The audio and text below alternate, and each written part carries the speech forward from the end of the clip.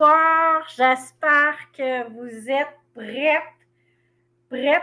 prête pour une autre entrevue. Les entrevues de Sophie inspirent par ton histoire. Ce soir, je dirais donc c'est un homme inspirant. Et oui, c'est un homme ce soir. J'aime ça recevoir les hommes parce qu'ils ont des idées autrement que la femme. Fait que je trouve ça le fun d'avoir les femmes qui viennent raconter leur histoire, puis les hommes qui viennent raconter leur histoire parce que ça fonctionne pas pareil, un homme puis une femme, puis dans leur histoire non plus. Alors, je vais juste aller voir si on est dans Inspire ta joie, inspiratrice de joie. Je me présente, je suis Sophie, inspiratrice de joie, accompagnatrice de propulsion. Écoutez, je vais aller voir, puis au cas où qu'on n'est pas là, hein? Je crois qu'on est là.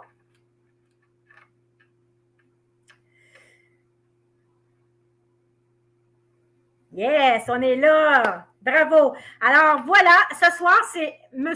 Léo Lemay, plombier à conférencier. Watatata, qu'est-ce que c'est ça? Comment il a fait ça? Père heureux de 2 fils.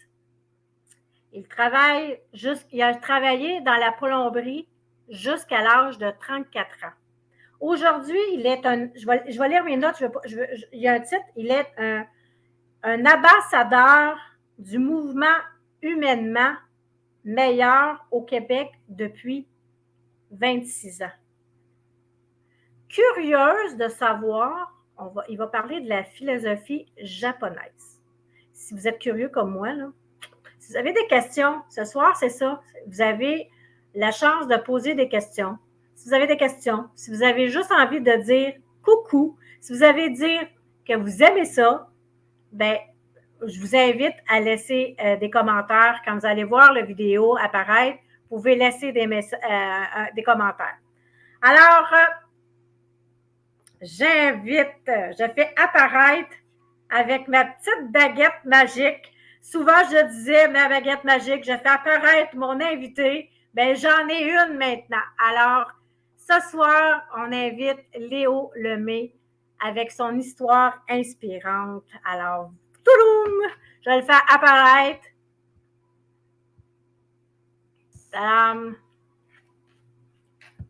Oh.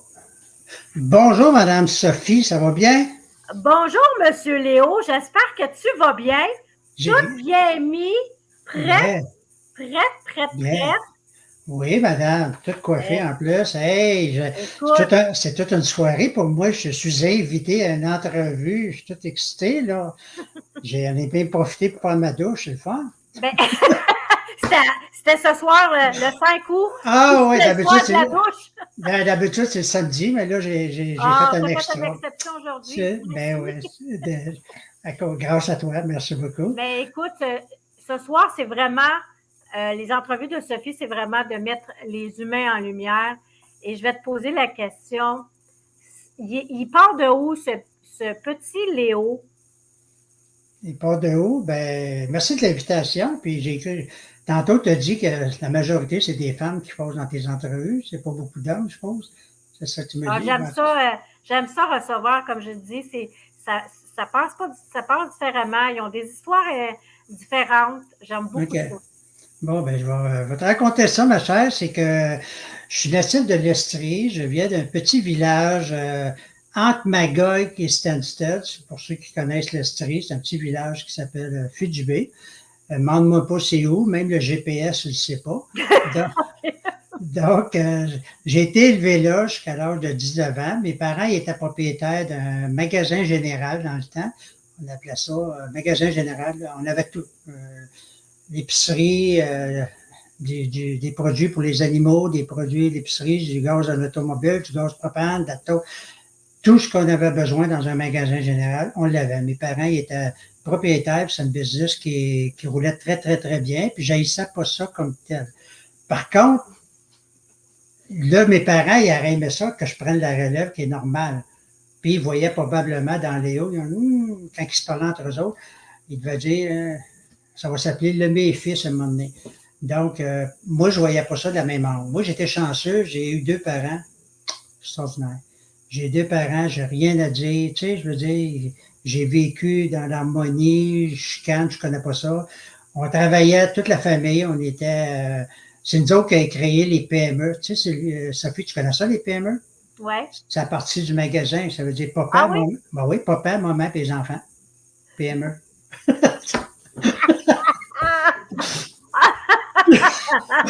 Ça va pas. Donc, et j'ai ça, pas ça, de travailler dans le public. Parce que j'étais un gars très, très, très timide dans le temps. Et j'aimais ça travailler dans le public, servir les clients, c'était dans moi. Je ne savais pas que je deviendrais un homme d'affaires dans ce temps-là. Mais je ne voulais pas être le magasin parce que je me disais, c'est 60 heures par semaine. C'était du séjour, là. C'était, mes parents, c'était Je comprends donc. puis je dis, il doit y avoir d'autres choses dans la vie. Fait que, vers l'âge de 18-19 ans, j'ai fait une feuille, carrément. J'étais de manigance avec un de mes cousins qui travaillait à Labrador Cité, dans le Grand Nord, Fermont, dans ce coin-là. Puis son père était dans la construction, puis il était le surintendant. Et son père était plombier. Fait que moi, c'est le même que ça allait arriver, mon histoire. Ah, OK. J'ai pas choisi le métier de plombier. C'est que ça a donné que son père était plombier. J'étais de avec mon cousin, dans le fond.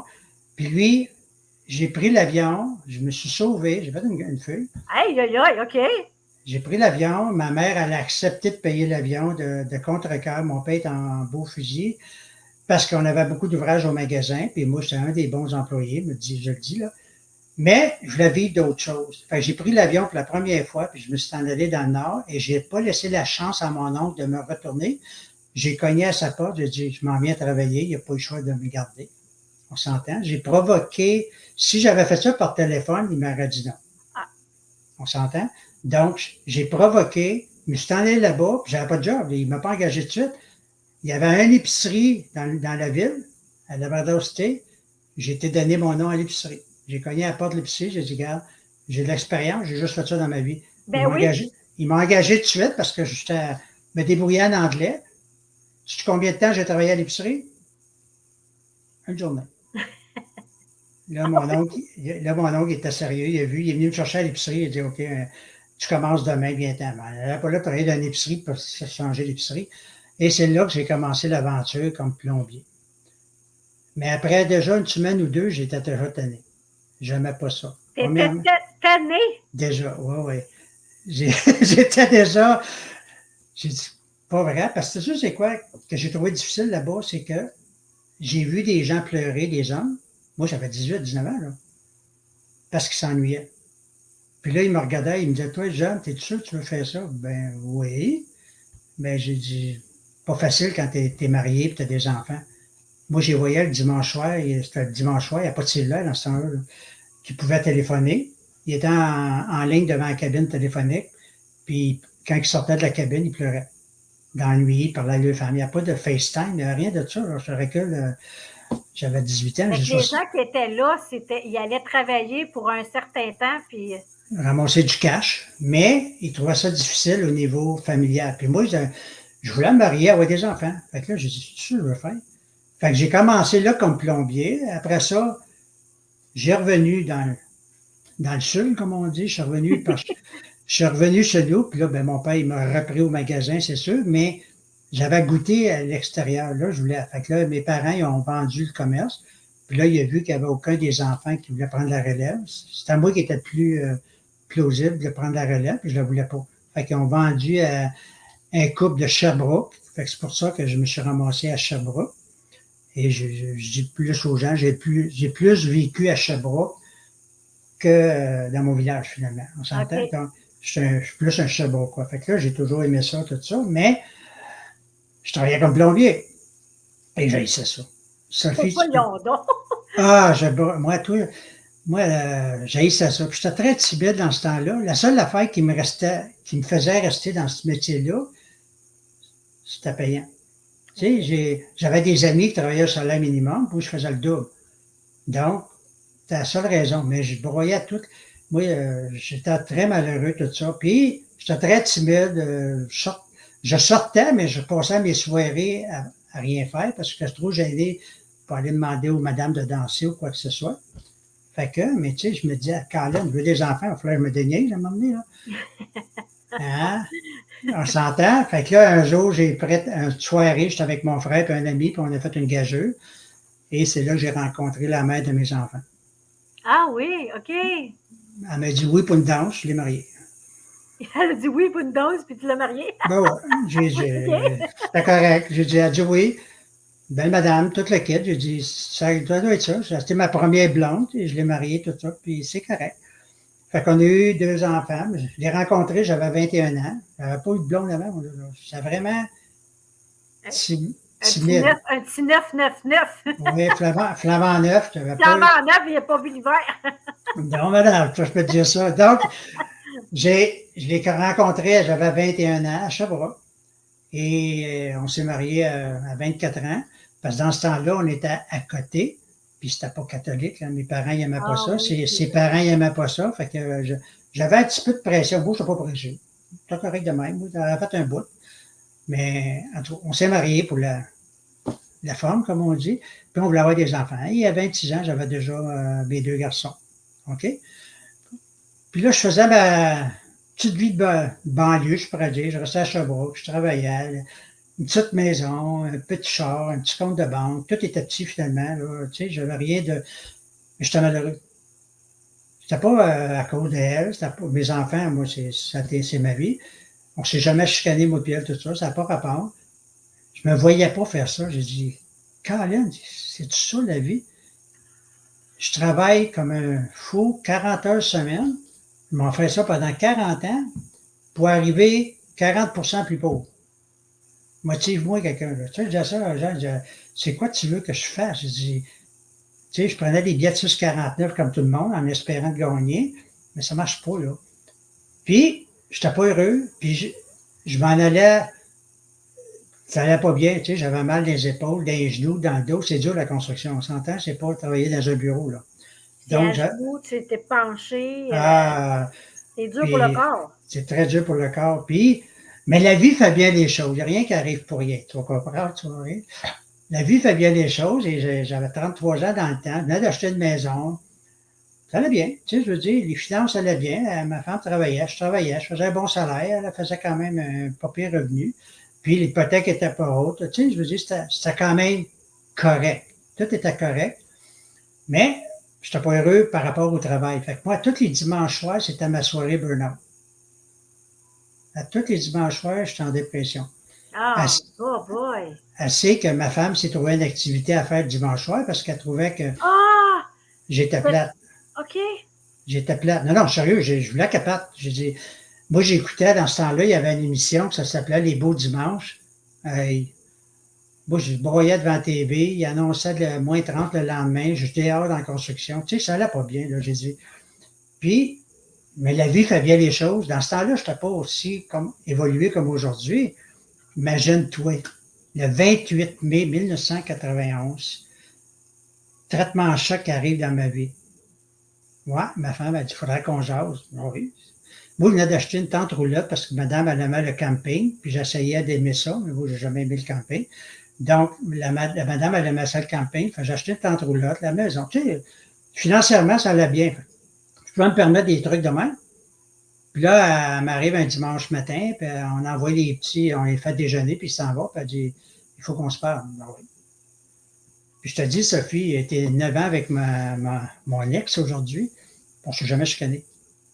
On ne s'est jamais, je suis pas, j'étais un gars bien, j'étais pas heureux à ma job, pas par rapport à mon Non, c'est ça. C'était professionnellement, mais pas... Le reste, mes enfants, puis j'étais correct, j'étais un bon mari, comme on dit.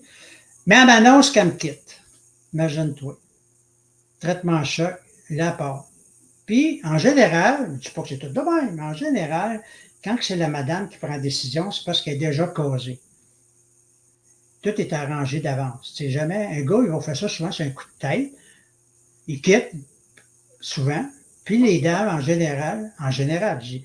Fait que finalement, elle avait trouvé son loyer, elle était meublée, tout était arrangé pour le 1er juillet. On est le 28 mai, là. Right? Fait que là, c'est sûr que ça a été un traitement choc. Et quand elle m'a nommé le nom du monsieur, c'est un plombier aussi. Fait que finalement, j'ai dit, elle fait juste un changement de tuyau. Donc,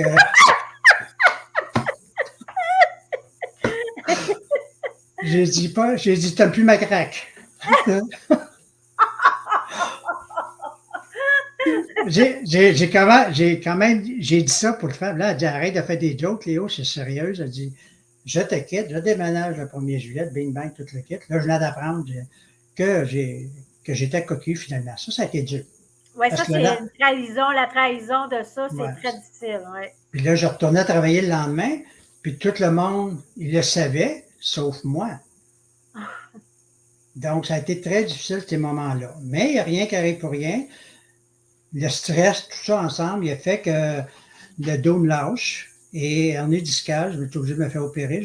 À l'âge de 32-33 ans, je ne marchais plus ou presque. J'avais de la misère à rester 15 minutes debout, 15 minutes assis, couché. Je n'avais pas de position. Puis, donc, et là, j'ai été obligé de vendre la maison. Pas à perte, mais je n'ai pas perdu, mais je n'ai pas fait d'argent non plus. Donc, j'ai vendu, je me suis ramassé dans le sous-sol chez mes pères, chez ma mère. Pas évident à 33 ans de retourner dans le sous-sol. Fait que là, j'ai dit, on fait quoi avec les enfants? Elle m'a dit, t'es garde. J'ai eu la garde. C'est rare. C'est rare quand même à ce C'est correct, là, tu sais, je veux dire, j'étais plus adéquat pour m'en occuper. Puis moi et mes gars, on a une relation très, très proche. OK? Moi et les gars, là, c'est. Donc, là, je me ramasse plus de maison, plus de job, cocu, divorcé. Ça allait pas bien, ton affaire. Ça allait pas bien. Mais il n'y a rien qui arrive pour rien encore. Ah. Il m'a fait opérer dans le dos, le médecin, il dit, Monsieur Levé, je dis, oui. Plombier, je dis, oui. C'est quoi? Vous étiez plombier. Et je te dis, sur le lit de l'hôpital à Sherbrooke, j'ai fait, yes! Hey, ça veut dire que lui en haut, il s'est organisé. Oui. Lui en haut, là. Là, oui. Hein, il s'est organisé parce que toi, tu n'étais pas capable de prendre la décision. C'est exactement ça. Il a dit, regarde, t'as eu ton métier, il a pitché un plombier dans les jambes de ma femme. Tu peux te dire, là? Tu changes complètement. Est-ce que j'avais le goût de rester plombier après ça? Non. Je ne voulais plus travailler, moi, là. Mais je restais parce que j'avais encore l'hypothèque à payer. La maison n'était pas vendue. Elle est partie avec sa job, finalement. Donc, je restais pour ça. Le côté financier, hein, des fois, on reste. Et là, j'ai resté plombier le plus longtemps que j'ai pu, jusqu'à temps que je me fasse opérer dans le dos. Et là, je me suis ramassé sur l'aide sociale. OK? Donc, j'ai 34 ans. Je suis de l'aide sociale, tout ça avec mes deux gars. Comme ça. Mais, j'ai dit, il y a de quoi qui va arriver. Tu sais, j'ai jamais été un gars vraiment à la messe, quoi que ce soit, là, mais j'ai toujours eu confiance, il va arriver quelque chose.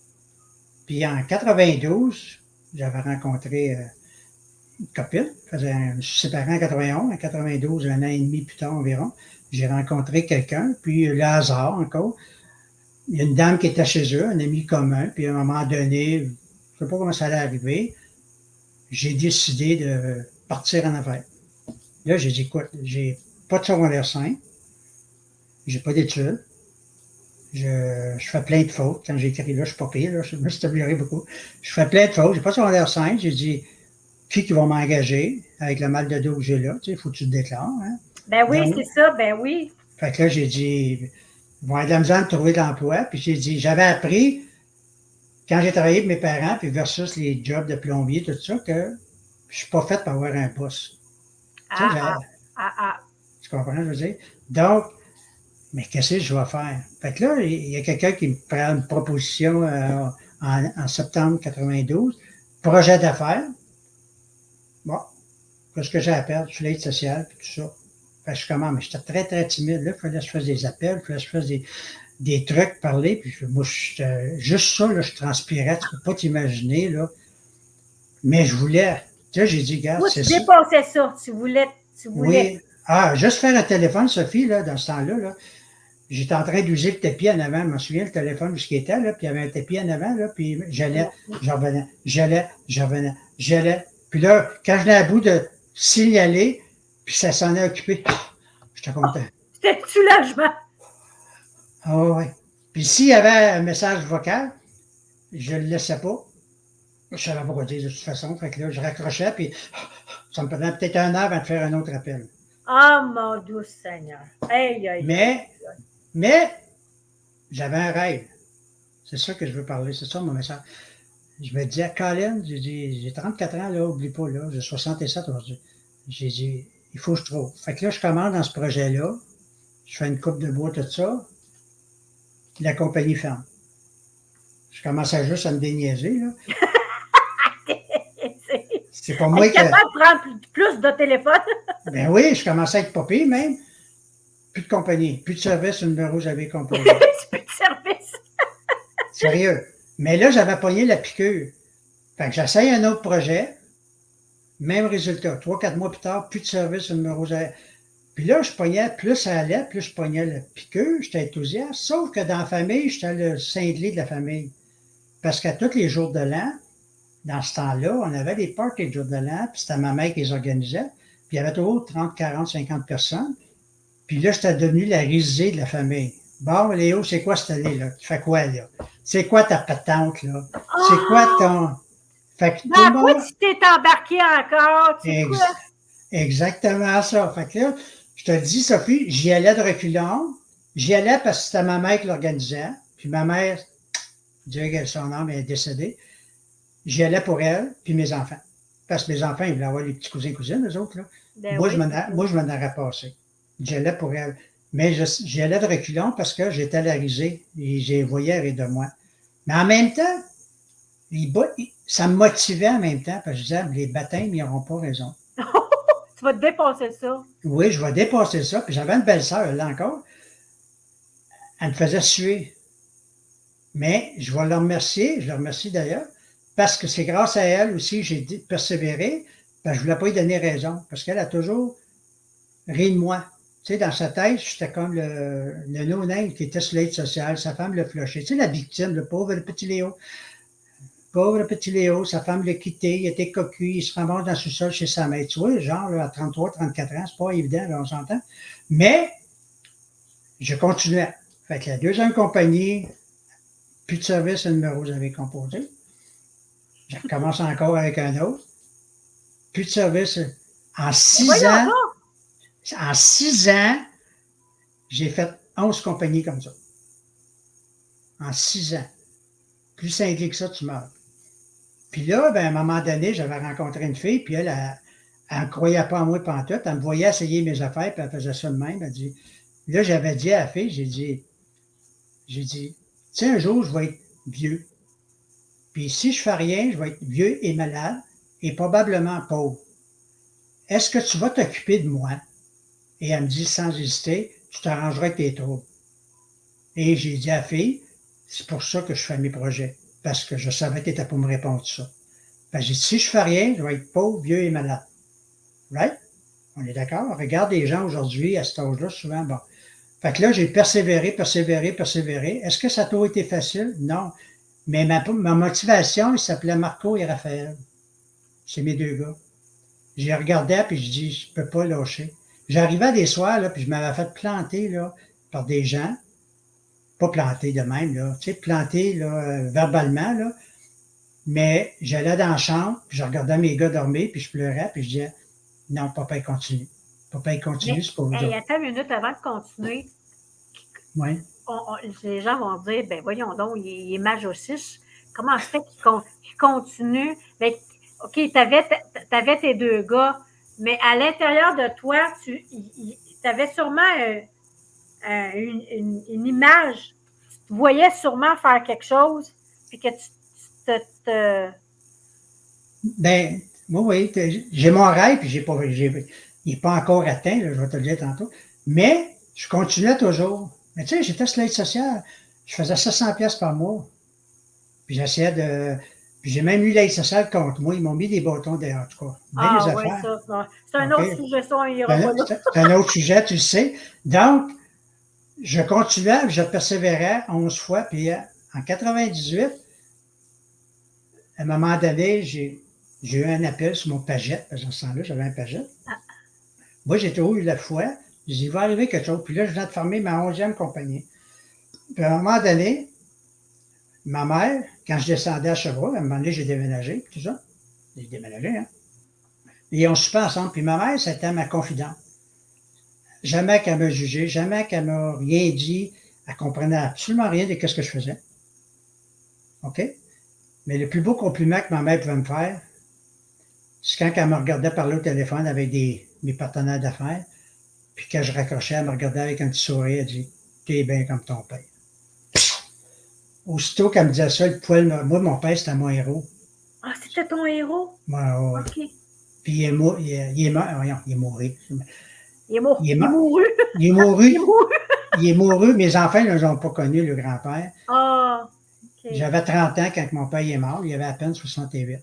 Donc, mais quand ma mère me dit « T'es bien comme ton père », juste ça, puis je ressemble, quand je vois dans les funérailles, là, tout le monde me regarde, je dis Il pense OK. « Ah ouais, c'est comme si je serais… mon père s'appelle Lionel. Il pense que c'est Lionel qui est réincarné. Tu regardes là, c'est copié-collé, là. Non, sérieux. Oui, j'ai vu des photos, hein. Bon, fait que c'est ça, je veux dire, c'est que… Puis à un moment donné, ma mère, pendant un super, comme je te dis, c'était ma confidence, je pouvais lui dire à elle. Parce que, j'ai pas été marié longtemps. Puis après ça, j'ai eu la copine ou deux, mais je n'étais pas aussi, comment je veux dire, pas que j'avais pas confiance. Tu ne te confiais pas à eux autres. Non, c'est ça, le minimum, tu sais. Mais ma mère, je pouvais tout lui dire. Puis je sais que ça reste entre moi et elle. C'est pas la comédie du vent. C'était tellement avec tous les enfants et tout le monde. On s'entend, ma mère, c'est une sainte. Puis à un moment donné, en suspens, elle me dit « Léo, j'ai une question pour toi. » Je dis « Tu penses-tu de venir à bout avec tes patentes? » Parce qu'elle appelait ça des patentes. Parce que moi, j'arrivais. Elle m'a vu excité souvent. Là, c'est vraiment. Là, c'est vrai. Là, c'est vrai. Ah, oui. Ah, tu comprends? Mais elle m'a toujours encouragé comme cliente ou quoi que ce soit. J'ai dit, là, je réponds tout à côté. Je dis, mais je ne sais pas. Elle dit quoi? Je dis, non, je ne sais pas si je vais réussir au niveau financier. Dans ce temps-là, je te parle. Mais en affaire, je peux te dire, mais au niveau personnel, wow. Parce que je dis, le gars que tu vois grandir, là, elle m'a connu sur l'aide sociale, elle m'a connu gêné, timide. Tu sais, elle a tout vu. Là, elle a vu, tu sais, en 2006, je faisais une conférence à Magog, au Centre d'art en feu, devant 150 personnes. Oh, wow! Oh, c'est mon rêve, mon rêve! Je faisais une conférence, OK? C'était pas la conférence de plombier conférencier, mais c'était une conférence et j'avais invité ma mère. On était 150 personnes dans la salle, au Centre d'art en feu. C'est Marcel écrit « Léo, parles-tu du marketing de réseau? » Oui.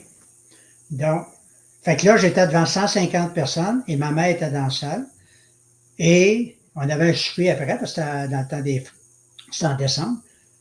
Et tout le monde au souper était à line-up devant la table à ma mère pour aller lui dire comment il aimait Léo, dans le fond. Tu sais, je veux dire, comment que… Fait que mets-toi dans la peau de ma mère.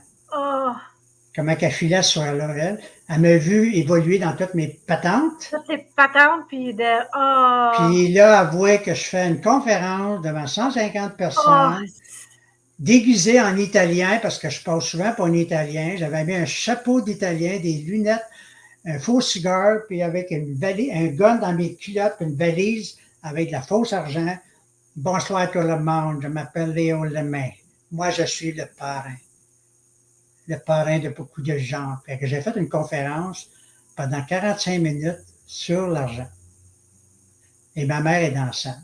Elle capote, elle a vu ça. Je comprends. Donc, que les gens aient parlé de toi en bien, en plus. Oh oui, ça, c'est…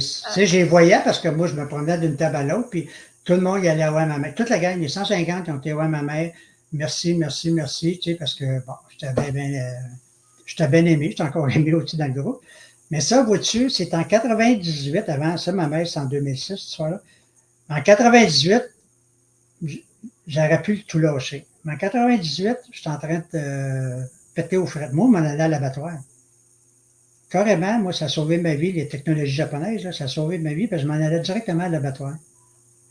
Qu'est-ce que je veux dire par là? Je mangeais pas bien. Poutine, aile de poulet, frites, une pizza de le coucher, c'était normal. Des œufs, bacon, saucisses, tout. Je faisais rien de bon. Right? 6 cafés par jour, de la liqueur, tout était sauf bon. On s'entend? Et je le voyais pas. Puis là, maman a shaké à un moment donné, en juin 98. Puis là, j'ai envoyé un message en haut, l'univers, appelle ça comme tu veux. Ouais. J'ai dit, j'ai besoin. J'ai dit, il y a de quoi, il faut qu'il se passe. Je suis en train de perdre mon loyer. Je suis en train de perdre mon auto. Puis j'ai 2 enfants, 14 et 16 ans. Il y avait 14 et 16 ans dans le temps. Donc, le Pagette sonne. J'ai une amie qui m'appelle sur le Pagette. Je vais prendre le téléphone, on s'entend. Puis là, elle me dit, Léo, faut que je te parle. C'est qui encore?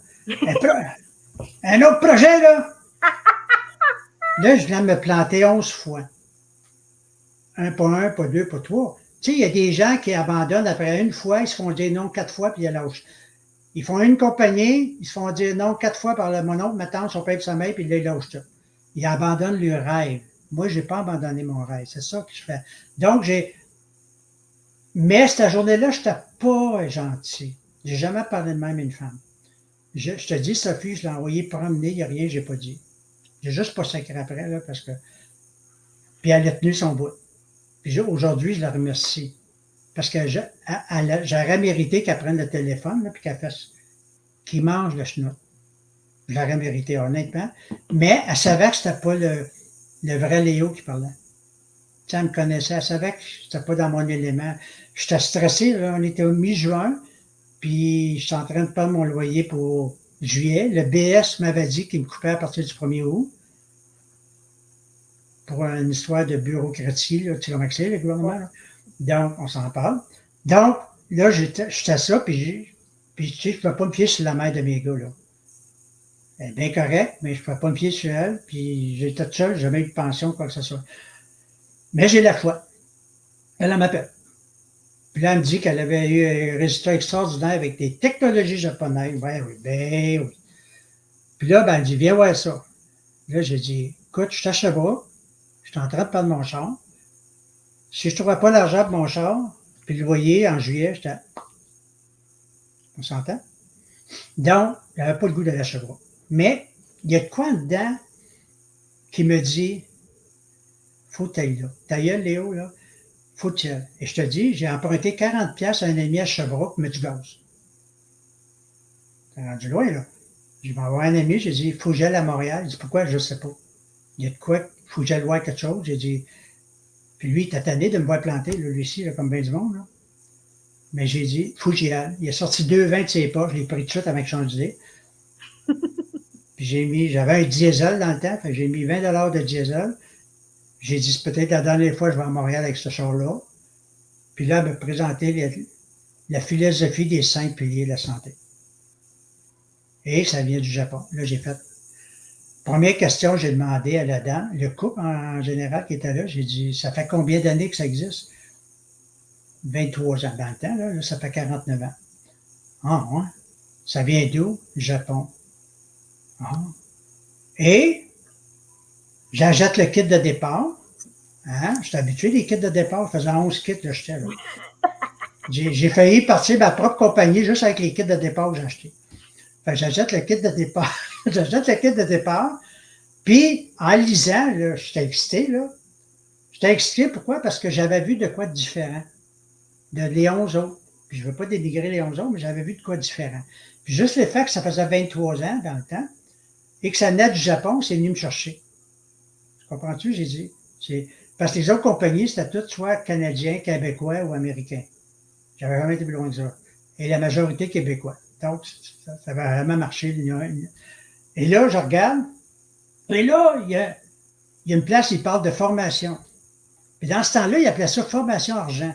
Mais la formation argent, au Québec, c'est quoi? C'est ça. Mais les autres, ça avait été traduit Silver Training. Silver, pour un Américain, c'est la couleur. Silver.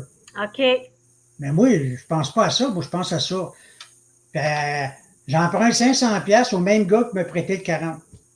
Tu sais, dans ma tête, je dis, c'est 40$, 500 pour lui, c'est pas grave.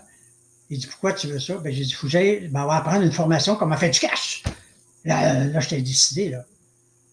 J'arrive à Montréal. Puis moi, là, venir à Montréal, là, juste aussitôt j'arrivais sur le pont Champlain, là, les shakes me pognaient. Moi, je suis habitué de revenir à Sherbrooke tranquillement, là. Montréal, là, c'est go et toi, hein. Et là, je m'en ramasse dans le centre-ville, je m'en vais dans un meeting pour apprendre à faire du cash. Et là, j'arrive au meeting, ma chère, m'attendais de voir un homme habillé cravate ou une dame deux complets, tu sais, une femme d'affaires ou un monsieur d'affaires. Là, je vois une dame avec une robe fleurie, deux lulus. Bonjour tout le monde, comment ça va? Ça va bien? C'est moi, votre animatrice pour la fin de semaine, je me présente, blablabla. Là, je la regarde. OK. Là, je dis, en fin de semaine, on n'est pas ici pour parler des technologies. On est à 2 jours dans ce temps-là. Hein? Elle dit, en fin de semaine, on n'est pas ici pour parler de l'entreprise, du plan de compensation, de la business. What the fuck, qu'est-ce que je fais ici, moi, là? Non, sérieux, là, j'ai emprunté 500 pièces pour me faire dire qu'on ne parlera pas de ça. On va faire quoi? Elle dit, en fin de semaine, vous allez apprendre c'est quoi votre mission de vie, pourquoi vous êtes ici sur la planète, c'est quoi que vous devez faire, etc., etc. Là, je disais, quoi qu'elle parle? Moi, c'est la première fois qu'elle me faisait parler comme ça. Et là, ils m'ont expliqué la philosophie des 5 piliers de la santé, qui est japonais. Un corps sain, esprit,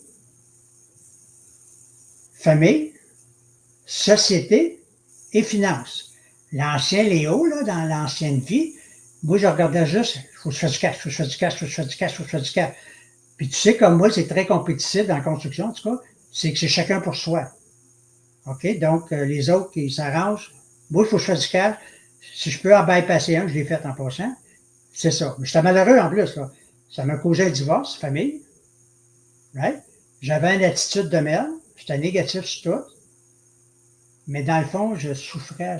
Je ne dormais pas. J'avais mal partout. Et là, les Japonais, c'est différent. J'ai eu la chance, je suis allé 2 fois au Japon. Invité par la compagnie en plus. Donc, les Japonais, là, j'ai dit, quand je vais investir dans ma santé physique. OK? Et si ça va bien, bien ça va bien. Donc, je lis des livres positifs, je suis rendu conférencier, imagine-toi. Donc, mes gars, ils m'admirent, ils me regardent et ils sont très fiers de moi parce qu'il aurait pu voir un père bougon.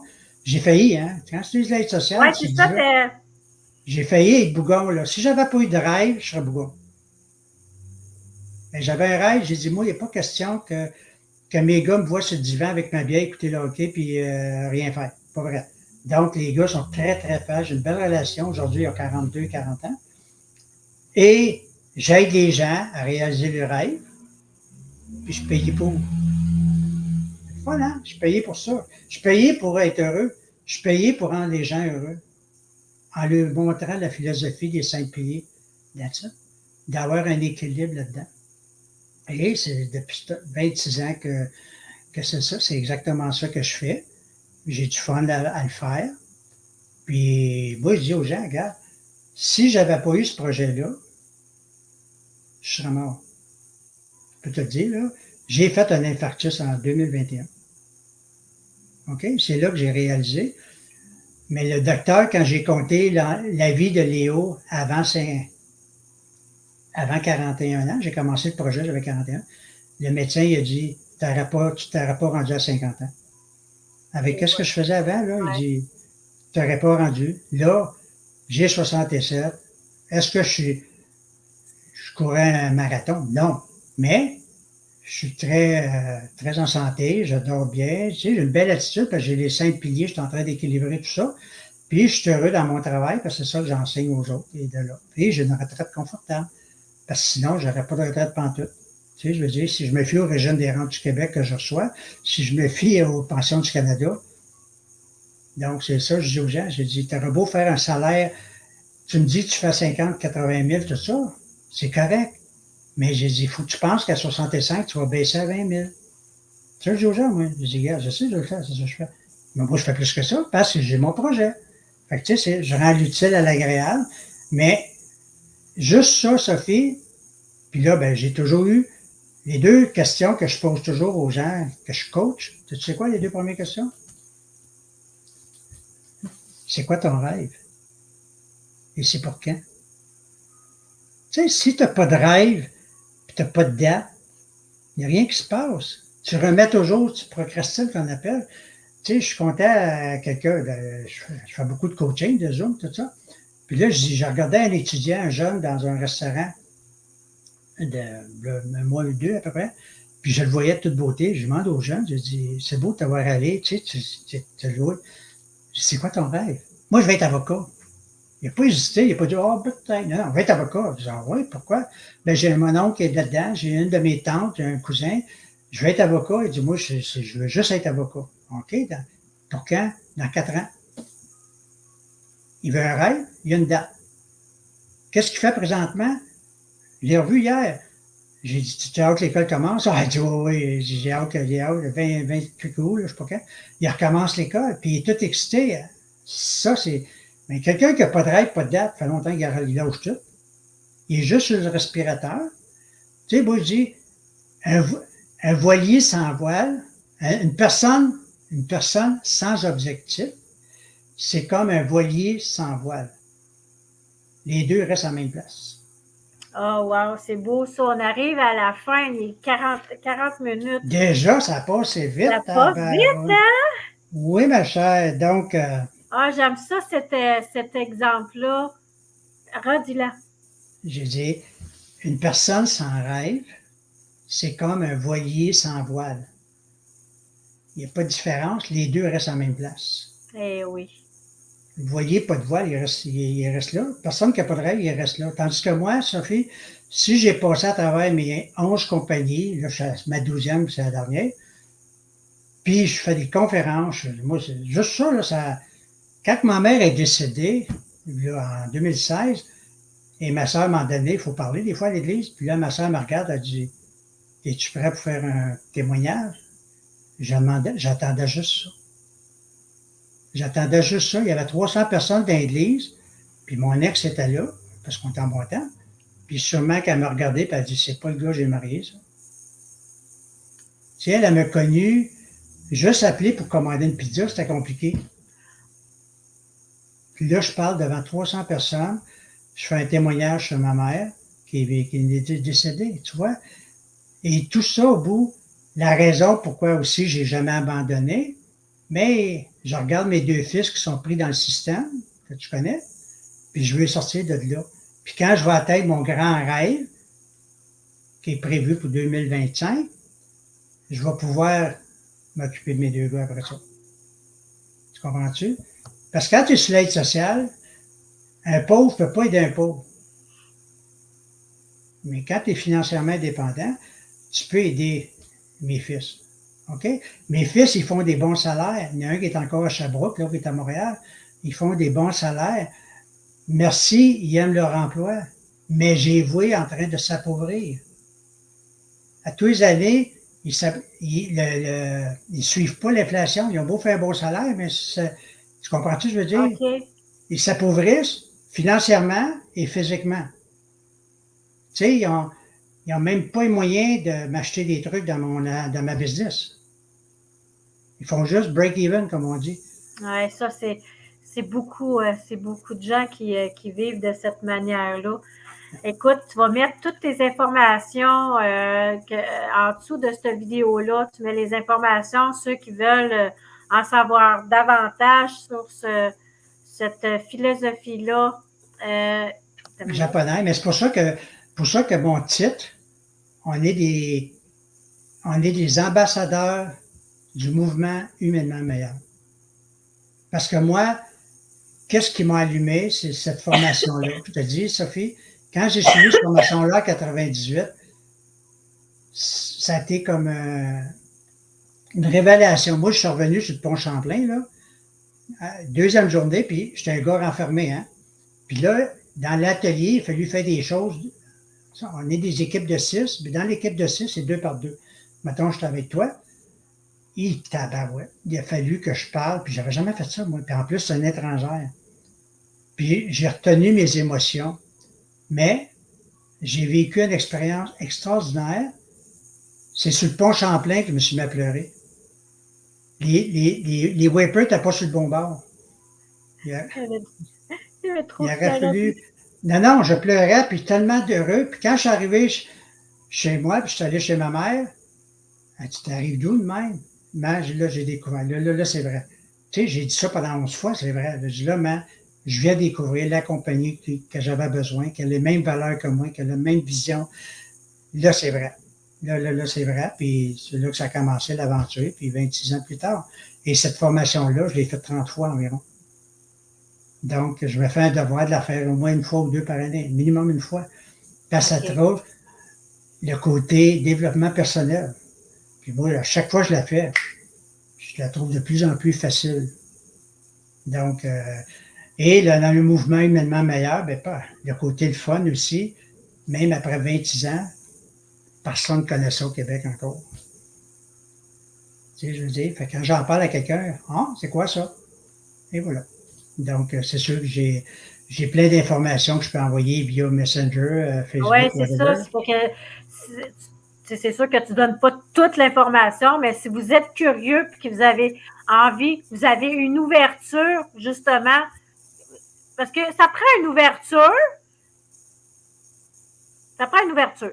Oui, puis moi, si j'étais capable de le faire, timide comme j'étais, puis tout le monde est capable, puis j'ai développé des techniques aussi avec le temps, là, après 26 ans, là, c'est beaucoup plus facile aujourd'hui que ce que j'ai vécu le 26 ans, on s'entend. Fait qu'il n'y a plus d'excuses. Je finis là-dessus. Je dis aux gens, t'as-tu un rêve? Oui. Et c'est pour quand? Tant que tu ne me réponds pas à ça, ça ne donne rien, on ne le fera pas. Tu vas lâcher à. Moi, une petite tempête, tu vas lâcher. Mais moi, pourquoi je n'ai pas lâché, Sophie? C'est parce qu'un jour, je me dis, je vais être indépendant financièrement, puis je vais pouvoir m'occuper de mes gars pour les sortir du système. Ils ne sont pas obligés, 40 ans, j'ai dit à mon plus jeune l'année passée, penses-tu d'être capable de t'offrir 25 ans? Fait qu'est-ce que tu fais? Physiquement, il me regarde, puis il vient les yeux pleins d'eau. Il dit, bon, c'est pour ça que papa, il fait son entreprise. C'est parce que tu n'auras pas besoin de te rendre à 65, on va te sortir de là avant. Moi. On va s'amuser, gars. On va visiter le monde. On va avoir du fun, les trois. Et c'est ça, la vie. Puis en plus, quand je ne serai plus là, la compagnie continue à payer parce que c'est un actif que je le bâtis, puis ils vont continuer à recevoir les revenus que j'ai bâtis à partir d'aujourd'hui. Wow, c'est Depuis beau. 20, oui. Fait que les deux questions que tu poses, et on va arrêter là ce soir parce que là, on arrive à la fin. Oui, j'arrête ça. Je vois là. Fait qu'aujourd'hui, les gens qui sont là, prenez une note, là, puis pensez, faites une réflexion. Ce soir-là, j'ai envie de vous proposer de prendre du temps avec vous, puis de vous poser les deux questions que Léo. C'est quoi ton rêve? Et c'est pour quand? Faut que tu mettes une date. Moi, j'ai des rêves à toutes les. J'en ai un pour cet automne, c'est là que je travaille dessus. Puis j'en ai un pour 2025 pour aller fêter les 50 ans de la compagnie au Japon. Je suis allé 2 fois au Japon, puis je retourne l'année prochaine. OK, c'est beau. Donc, c'est quoi ton rêve? Et il faut que tu mettes une date. Sinon, puis il faut que ton rêve te sorte de ta zone de confort.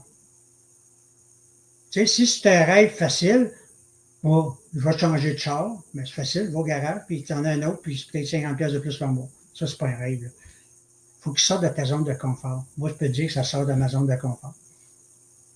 Et voilà.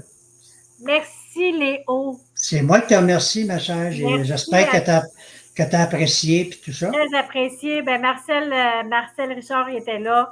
Il y a eu d'autres mondes parce que je voyais qu'il y avait 3-4 personnes qui regardaient, mais ça va être vraiment en rediffusion aussi, c'est rediffusé. Alors, je te fais disparaître. Tu m'attends 2 minutes, on se reparle après. Merci beaucoup. Bye-bye. Merci à toi. Ça fait là. Bye.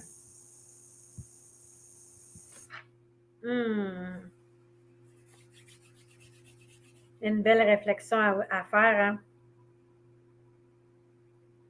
Écoute, moi aussi, je vais la faire, cette réflexion-là.